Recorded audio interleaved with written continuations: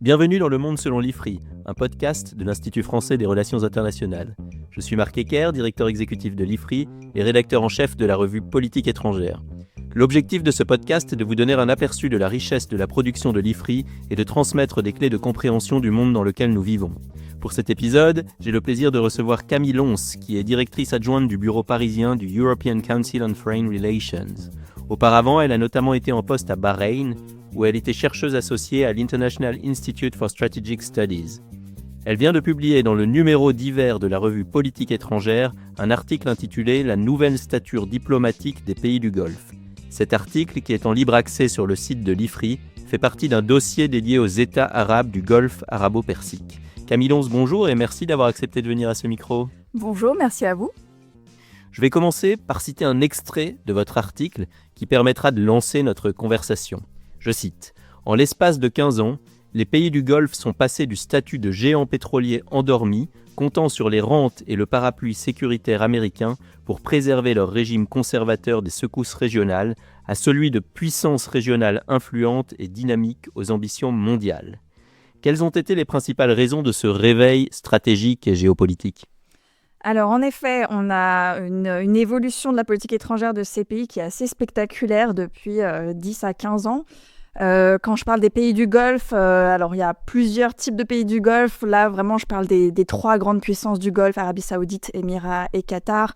Les plus autres petits États du Golfe sont un petit peu moins avancés, on va dire, sur cette question de politique étrangère. Mais ce qui est intéressant de voir, c'est vraiment que ce sont des pays qui se sont hissés non seulement en tant que puissance régionale, mais qui ont aussi développé ces dernières années une vraie ambition de se positionner aussi comme des acteurs sur la scène mondiale dans le contexte de la montée des puissances moyennes et qui visent à vraiment activement participer à la reformulation de l'ordre international.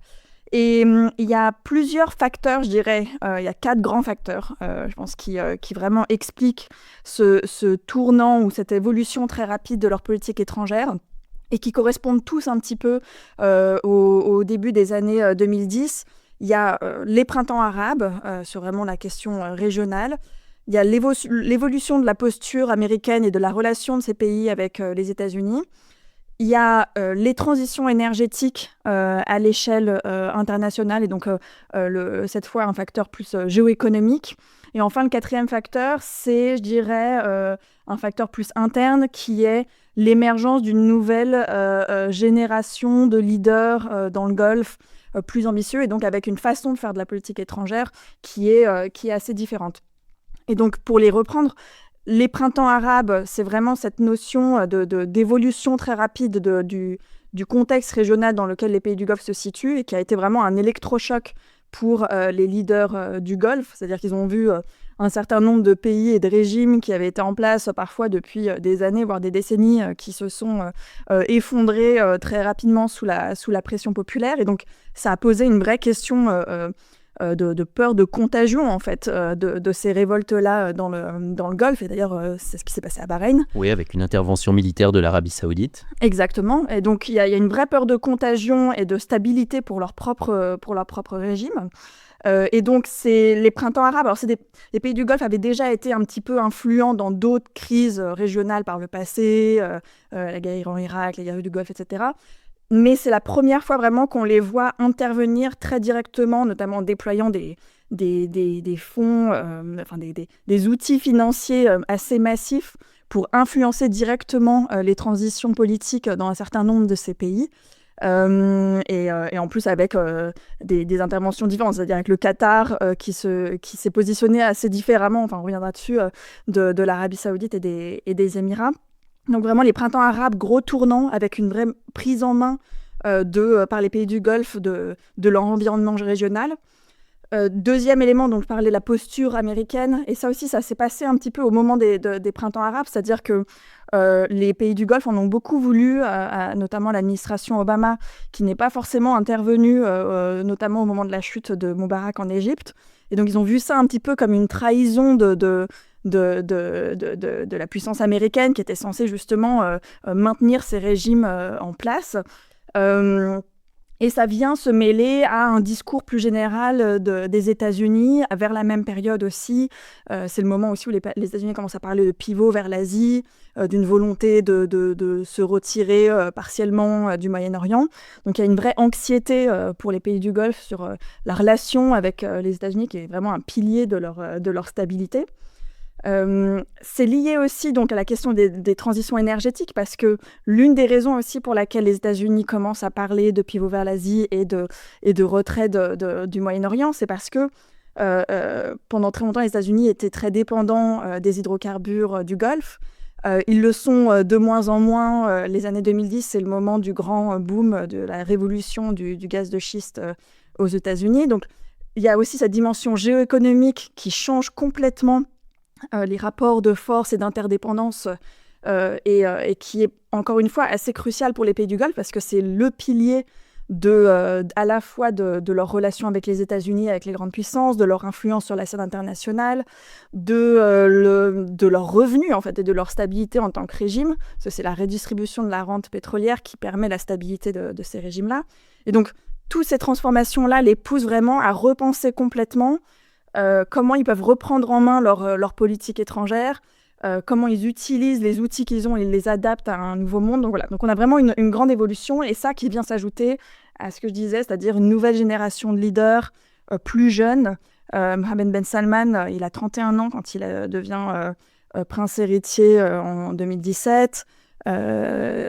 Sheikh Tamim, il avait 33 ans, je crois, quand il arrive à la tête du Qatar en 2013. Donc on a vraiment une nouvelle génération aussi de leaders qui voient la politique étrangère différemment et qui voient le rôle de leur pays différemment. Et d'ailleurs, je ne sais plus si c'est dans votre article ou dans l'article sur les fonds souverains, mais ce renouvellement générationnel est aussi observé à la tête des fonds souverains de ces pays. Donc c'est intéressant, c'est à la fois politique et économique. Exactement. Alors, il y a eu une manifestation quand même assez spectaculaire de ce regain géopolitique, de ce réveil stratégique du Golfe. Ça a été la position de médiateur, je ne sais pas si c'est le bon terme, que ces pays ont réussi à acquérir en quelques années, et on les a retrouvés aussi bien sur l'Afghanistan avec l'accord de Doha en 2020 que sur des dossiers a priori qui ne concernent pas du tout le Golfe, comme l'Ukraine ou la République démocratique du Congo, Gaza, mais là ça les touche plus. Comment est-ce qu'on explique cette position de médiateur que ces différents pays, Qatar, Arabie Saoudite, Émirats, mais même Oman, ont réussi à acquérir en quelques années? Et j'allais dire, comment ont-ils réussi à transformer leurs appareils diplomatiques pour réussir à acquérir ce statut? Alors sur la question de leur rôle de médiateur, je dirais que c'est pas un élément récent. Alors ça dépend de quel pays du Golfe on parle. C'est une technique un petit peu... c'est quelque chose qui a été utilisé par les petits États du Golfe, Qatar, mais aussi en effet Oman et Koweït, dans une certaine mesure, assez tôt dans leur politique étrangère. Qatar, c'est dès les années 80-90. Et de ce point de vue-là, ça fait partie de la stratégie de ces plus petits pays du Golfe pour exister sur la scène régionale et internationale face à des grandes puissances comme notamment l'Arabie Saoudite et l'Iran. Et donc, c'est pas forcément un trait très récent, en fait, pour ces pays-là. Non, mais dans les années 80-90, on pensait plus, je sais pas, à la Suisse comme lieu de négociation, ou à la France, Paris, ou pour le conflit israélo-palestinien, on parlait des accords d'Oslo, donc la Norvège. On ne pensait pas nécessairement au Golfe. Là, aujourd'hui, on pense beaucoup plus à ces pays, ainsi qu'à la Turquie, qui a acquis, elle aussi, une position. Donc quand même, il s'est passé quelque chose. C'est-à-dire qu'en fait, à l'époque, c'était plutôt sur des dossiers assez régionaux quand même. Oman, ça a été des médiations sur la relation avec l'Iran, sur le Yémen, Koweït aussi. Koweït a joué un rôle aussi dans les médiations au moment des tensions entre pays du Golfe. Qatar, ça a été beaucoup sur l'Afghanistan, par exemple. Et aussi quelques dossiers africains, Darfour, Tchad. Là, ce qui est nouveau, je dirais, dans les années récentes, c'est le fait qu'on retrouve les pays du Golfe sur des dossiers extra-régionaux. Et en effet, le rôle de l'Arabie Saoudite ou des Émirats sur l'Ukraine très récemment dans des deals pour des échanges de prisonniers. On a retrouvé aussi le rôle de l'Arabie Saoudite et des Émirats sur certains dossiers en Afrique de l'Est, donc la médiation entre l'Éthiopie, l'Érythrée, la question, encore une fois, aussi du Nil entre Éthiopie, Égypte, etc. Donc, on les voit présents sur des pays sur lesquels ils n'étaient peut-être pas aussi influents dans le passé. Et on voit l'arrivée plus récente, en effet, de l'Arabie Saoudite et des Émirats, qui n'ont pas, je dirais, la même culture qu'un pays notamment comme le Qatar de médiation. Le Qatar a vraiment basé une grande partie de sa politique étrangère en fait sur la médiation. Ils ont accumulé une expertise au fil des années, une forme de crédibilité. L'Arabie Saoudite et les Émirats, c'est plus récent.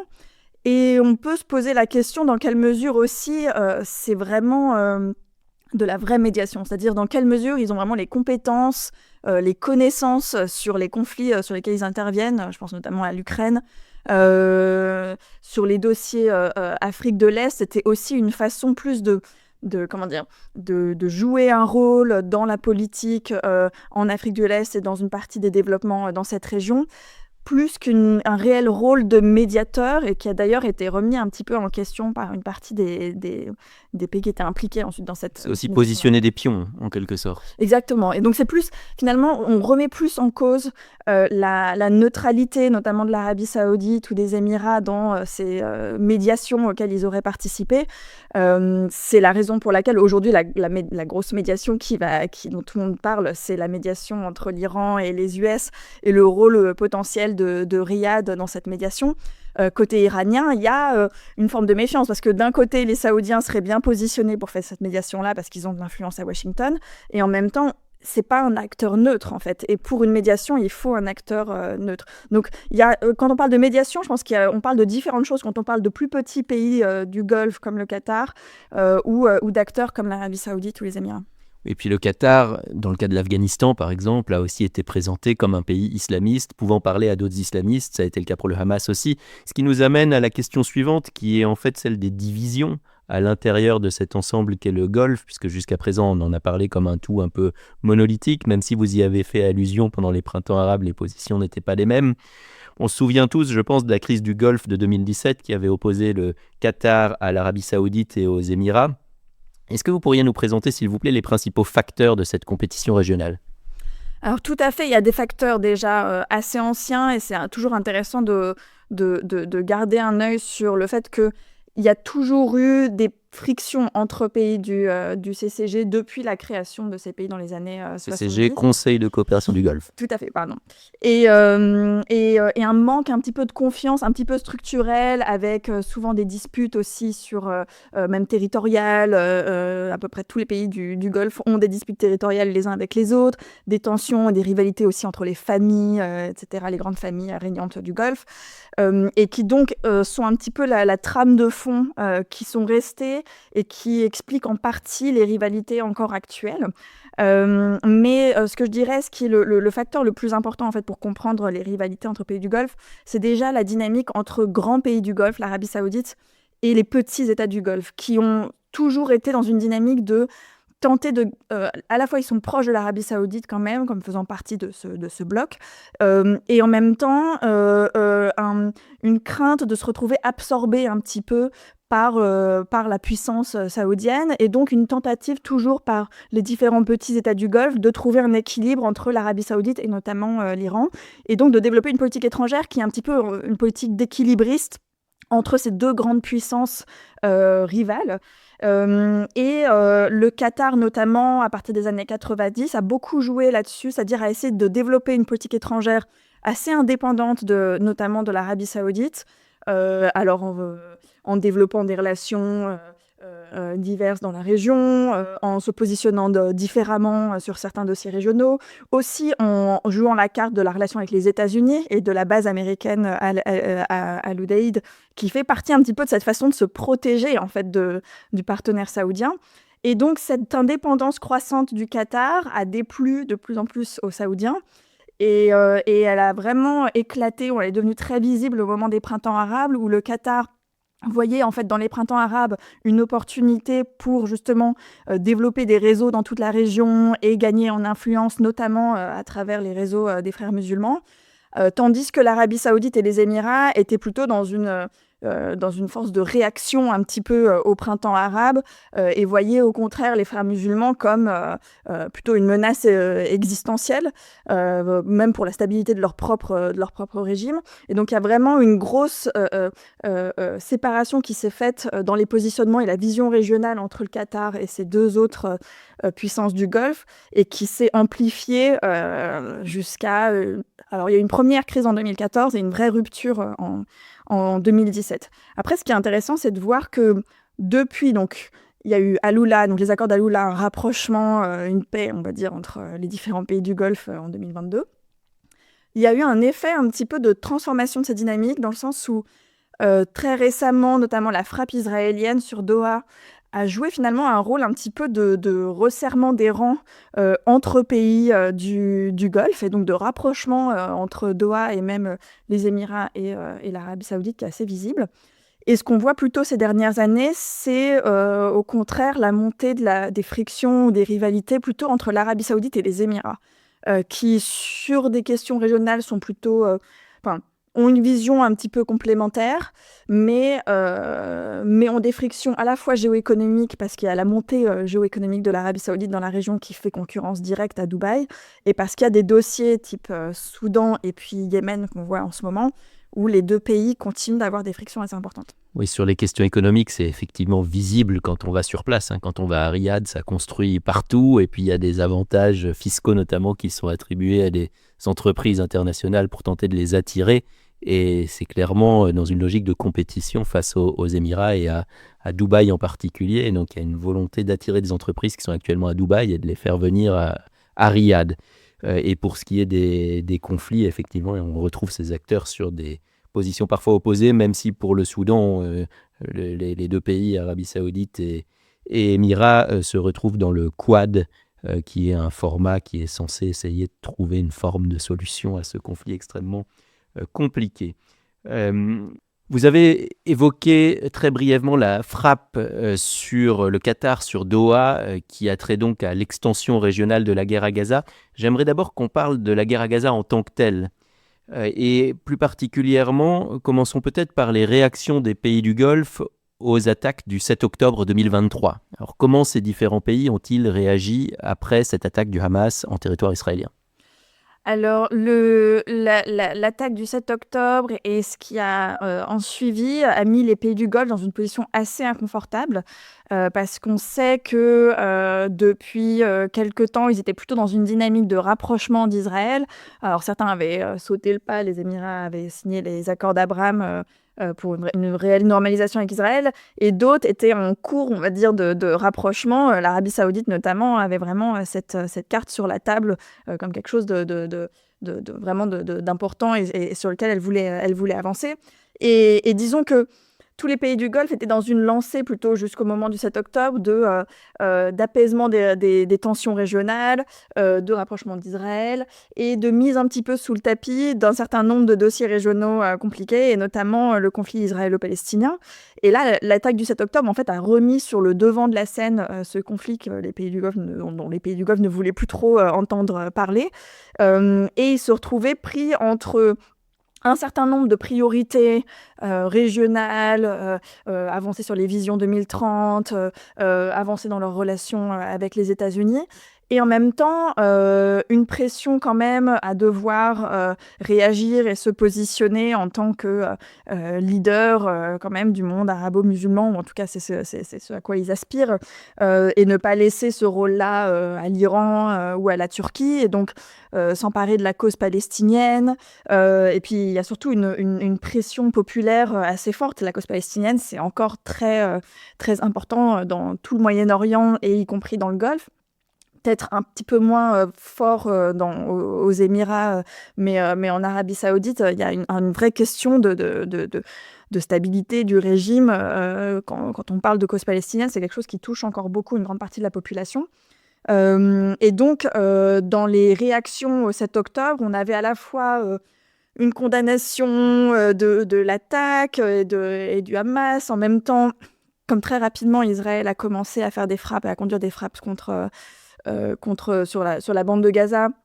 Il a fallu quand même très rapidement aussi dénoncer ces frappes, mais sans forcément prendre de position très concrète pour faire pression sur Israël et chercher à influencer la situation sur place. C'est-à-dire que les pays du Golfe auraient pu avoir un certain nombre de leviers pour faire pression sur Israël, qu'ils ont décidé de ne pas utiliser.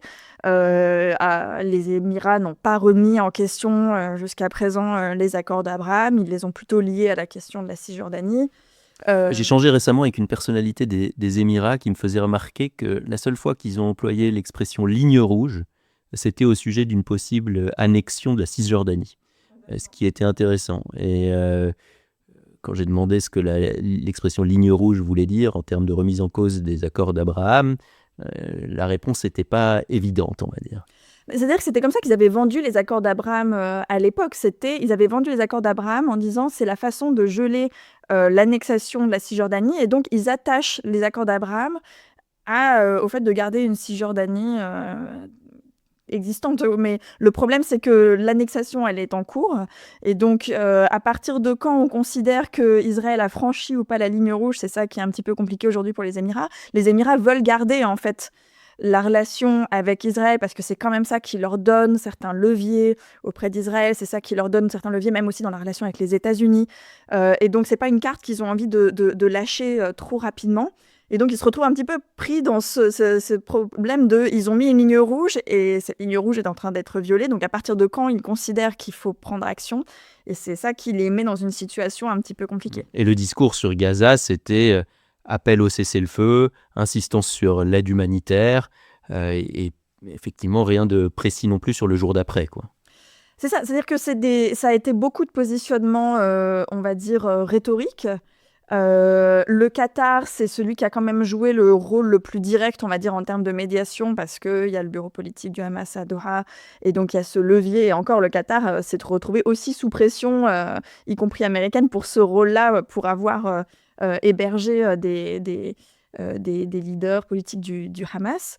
L'Arabie Saoudite, notamment en travaillant avec la France sur cette conférence sur la Palestine, a cherché justement une façon de montrer qu'elle est restée active sur la question, mais en réalité en délivrant assez peu en termes de choses concrètes de ce qui peut être mis en place. Et ça vient aussi d'une forme de fatigue de la part des leaders du Golfe vis-à-vis du leadership palestinien, le sentiment que le leadership palestinien de son côté non plus ne fait pas forcément le travail, qu'en fait ils ont très peu de levier sur ce qui est en train de se passer, parce que finalement, c'est les US qui ont les leviers sur la situation.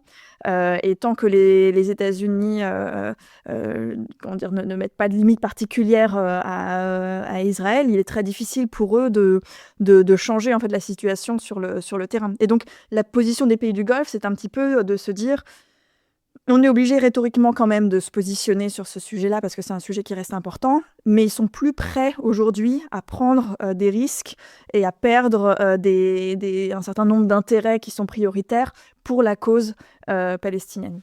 L'intérêt le plus prioritaire, j'allais dire, c'est la stabilité régionale. Ça, on entend ça chez tous les leaders de la région. Or, il y a un événement que vous avez déjà cité qui a, je crois, fait très peur. C'est la frappe sur Doha, qui a resserré les rangs, comme vous l'avez mentionné. Comment vous interprétez la réaction des pays du Golfe à cette régionalisation du conflit qu'on avait aussi observé au Yémen et en Iran, évidemment, avec les frappes israéliennes et américaines sur l'Iran? Tout à fait. Alors, c'est là, encore une fois, sur la régionalisation du conflit, ça met les pays du Golfe dans une situation qui est délicate. Il y a en effet le front Yémen. Les Saoudiens, jusqu'au 7 octobre, étaient quasiment très proches d'un accord avec les Houthis pour éviter d'être ciblés par les Houthis, parce que jusque-là, ils avaient été plusieurs fois ciblés par des frappes Houthis. Et ils étaient presque arrivés à un accord. Le 7 octobre, bien sûr, est venu rechanger la dynamique. Et donc, dans les premiers mois de la crise, on a vu que les Saoudiens accéléraient un petit peu les discussions avec les Houthis dans l'espoir d'essayer d'arriver à quelque chose qui permette au moins de stabiliser le front Yémen et éviter d'être pris pour cible dans l'escalade régionale. De ce point de vue-là, ils y sont quand même plutôt arrivés, dans le sens où il n'y a pas eu de frappe Houthi contre les intérêts saoudiens directement. Par contre, il y a eu des frappes Houthis sur tous les navires qui passaient dans la mer Rouge, et donc forcément, ça a un impact sur les intérêts saoudiens, puisque les Saoudiens ont énormément investi dans toute la côte mer Rouge, en infrastructure, en port, et donc la chute du trafic dans la mer Rouge, ça a un impact très très direct sur les intérêts économiques saoudiens. Et puis il y a le dossier iranien qui est vraiment le grand dossier pour les pays du Golfe. L'Iran, c'est vraiment la menace pour leur sécurité depuis des décennies.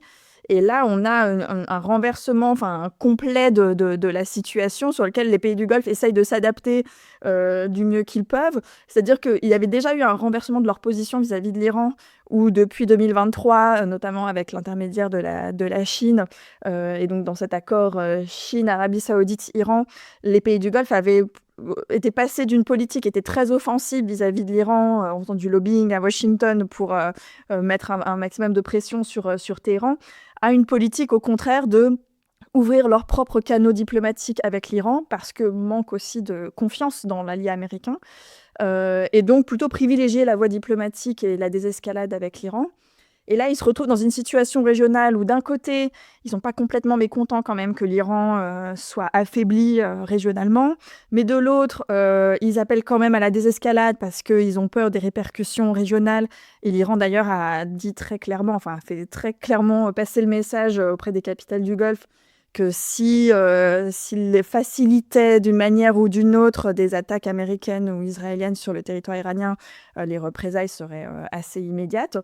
Et donc, ils se retrouvent un peu en position de, à la fois médiateur entre l'Iran et les États-Unis, de vouloir modérer même Trump.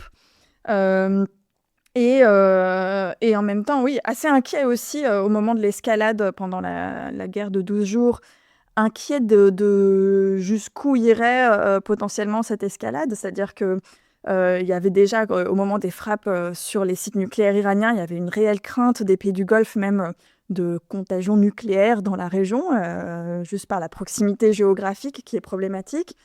Il y a une crainte, en effet, de frappe iranienne. D'ailleurs, il y a eu une frappe iranienne sur Doha, qui a été un avertissement. Alors, même si elle était très calibrée pour éviter justement une escalade plus importante, c'est quelque chose qui est très problématique pour les pays du Golfe, même en termes d'image, parce que leur priorité absolue, c'est Vision 2030, c'est attirer les investissements internationaux. Donc, si on commence à avoir des capitales qui sont ciblées par des frappes, c'est vraiment très problématique pour ces pays-là. Et puis, ils sont inquiets de la volonté d'Israël, même de changement de régime, d'aller jusqu'au changement de régime à Téhéran. Et ça aussi, c'est quelque chose sur lequel ils ne sont pas forcément à l'aise. C'est-à-dire, même si ce n'est pas des grands fans du régime iranien actuel, on préfère toujours un ennemi qu'on connaît et qu'on maîtrise d'une certaine manière qu'un ennemi qu'on ne connaît pas. Et donc, ils sont très inquiets de ce que ça ouvrirait aussi comme porte si le régime allait à tomber. Donc, encore une fois, grosse inquiétude des pays du Golfe qui s'est traduit par une diplomatie assez active, notamment entre l'Arabie Saoudite et l'Iran pendant toute la crise, avec beaucoup de rencontres et d'appels téléphoniques et de messages passés entre MBS et Pezeshkian. Et donc une diplomatie assez active, mais en même temps, en essayant de s'adapter à la situation sans trop avoir de visibilité sur ce qui pouvait se passer. Et la frappe israélienne sur Doha, ça a été vraiment, je pense, un tournant assez important pour ces pays-là, de plusieurs points de vue. D'un point de vue déjà, je pense que c'est vraiment la première fois qu'ils commencent à voir Israël comme une menace régionale aussi importante quasiment, voire plus à certains aspects, que l'Iran même, parce qu'il y a ce côté, Israël apparaît comme une puissance déstabilisatrice de la région, pas juste en Iran, mais aussi au Liban, en Syrie, au Yémen potentiellement. Et donc, il y a vraiment un changement de paradigme un petit peu dans la façon dont les pays du Golfe voient d'où vient la menace dans la région. Alors même que les accords d'Abraham tiennent. Et les accords d'Abraham tiennent toujours, mais pour l'Arabie Saoudite, par exemple, la question de la normalisation avec Israël, qui était restée sur la table quand même une grosse partie du conflit, n'est plus sur la table aujourd'hui. Et d'ailleurs, les États-Unis l'ont très bien compris aussi. Mais du coup, ça vient remettre aussi en question la relation aux États-Unis à nouveau. C'est-à-dire que déjà, le fait que les États-Unis laissent faire cette frappe et ne soient pas en mesure de l'empêcher, pose vraiment une vraie question sur les garanties de sécurité américaines. Et puis, il y a une question qui est toute la relation sécuritaire avec les États-Unis était centrée sur le fait de contrer la menace iranienne. Qu'est-ce qui se passe si la menace existentielle maintenant devient aussi Israël ? Est-ce que les États-Unis sont vraiment le meilleur allié pour contrer cette menace-là ? Et donc ça pose vraiment des questions assez profondes. Alors, j'aimerais justement qu'on termine sur la relation avec les États-Unis dans le contexte de la compétition sino-américaine grandissante, parce qu'on a vu une forme de rééquilibrage ces dernières années. C'est d'ailleurs traité spécifiquement dans un article du dossier qui est l'article de Jean-Loup Saman. On a beaucoup parlé de la relation avec les États-Unis dans cette conversation, mais dans le fond, assez peu de Trump en tant que tel. Or, Donald Trump a l'air d'avoir une attitude très favorable aux pays du Golfe. On se souvient que son premier voyage lors de son premier mandat était en Arabie Saoudite, que là aussi, il avait planifié un voyage très tôt dans le Golfe lors de son deuxième mandat. Ça n'a finalement pas été son premier voyage puisqu'il était aux obsèques du pape François avant au Vatican. Mais il y est allé. On se souvient aussi de l'affaire de l'avion offert par le Qatar. Donc il y a une multitude de liens et en même temps on sent que les pays du Golfe sont dans une attitude où les garanties de sécurité américaines posent question et où ils regardent également du côté de la Chine. Alors voilà, comment vous voyez cette relation du Golfe aux États-Unis évoluer dans ce contexte-là ? Alors je pense en effet que Trump vient accélérer certaines tendances qui étaient déjà en cours, mais vient pas les changer fondamentalement. C'est-à-dire que les grandes tendances qui étaient déjà visibles depuis plusieurs années, c'était ce manque croissant de confiance dans la stabilité des États-Unis comme vraiment parapluie sécuritaire pour la région et pour les pays du Golfe. Et donc, ce manque de confiance s'est accompagné au fil des années d'une volonté de diversification des partenariats stratégiques avec un certain nombre de pays, y compris la Chine, mais en fait d'autres aussi. D'ailleurs, l'accord de sécurité entre l'Arabie Saoudite et le Pakistan fait partie de cet effort plus global. Et en même temps, Trump vient à la fois en fait renforcer ce paradoxe, c'est-à-dire il est encore plus imprévisible que tous les autres présidents américains par le passé, et plus problématique encore à plein d'aspects, c'est-à-dire que le fait, encore une fois, qu'il ait laissé faire la frappe israélienne sur Doha, le fait qu'il soit intervenu militairement dans les frappes israéliennes et donc américaines sur les sites nucléaires iraniens, alors que les pays du Golfe essayaient de l'en empêcher le plus possible. Ça, c'est quelque chose qui a été vu comme vraiment un facteur d'instabilité et extrêmement fort par les pays du Golfe. Donc ça renforce ce sentiment un petit peu de l'acteur américain qu'on ne contrôle pas et qui n'est pas forcément là pour ensuite venir protéger la région quand c'est nécessaire. Et en même temps, les pays du Golfe se retrouvent confrontés au fait qu'ils n'ont pas d'option en fait, sur la question de la Chine. Ces dernières années, en effet, ils ont essayé de diversifier leurs relations. Ils ont essayé notamment de jouer la carte chinoise à chaque fois, notamment qu'ils voulaient obtenir quelque chose des États-Unis. Ils venaient agiter un petit peu la menace d'aller se tourner vers la Chine. Ils l'ont fait sur le dossier du nucléaire, ils l'ont fait sur des questions aussi de défense, etc. Mais au final, ce que les dernières années ont révélé depuis 7 octobre, c'est que la Chine n'a absolument pas envie de venir jouer un rôle sécuritaire dans la région, qu'elle est restée très en retrait, que d'ailleurs elle est restée assez proche aussi de l'Iran. Et donc, c'est impossible. Enfin, il n'y a pas d'autre acteur qui peut se substituer au rôle que jouent les États-Unis aujourd'hui dans la région. Et donc, les pays du Golfe se retrouvent face à ce paradoxe à la fois, ils ont un acteur très imprévisible et en même temps, ils n'ont pas d'autres options. Et donc, c'est ce qu'on voit avec la visite de MBS à Washington le mois dernier. C'est-à-dire que c'est tenter par tous les moyens de maximiser ce qu'ils peuvent quand même obtenir des États-Unis. Donc, avoir des accords de sécurité, il y a le deal des F-35, il y a le fait d'être un allié principal non membre de l'OTAN, etc. Mais en même temps, tout en étant conscient que tout ça ne va pas être suffisant pour les protéger, mais qu'il y a encore peu d'options en fait, sur la table pour faire autre chose que ça. Il y a une diversification aussi, vous avez cité le Pakistan, mais pour les Émirats, la France a un partenariat stratégique, il faut aussi le rappeler dans un podcast de l'IFRI. Camille Lons, merci beaucoup d'avoir participé à ce podcast. Chers auditeurs, je vous recommande vivement de lire son article intitulé « La nouvelle stature diplomatique des pays du Golfe » paru dans le numéro d'hiver de la revue Politique étrangère. Par ailleurs, n'hésitez pas à vous abonner au Monde selon l'IFRI sur votre plateforme préférée et à suivre l'Institut français des relations internationales sur les réseaux sociaux. À bientôt pour un prochain épisode.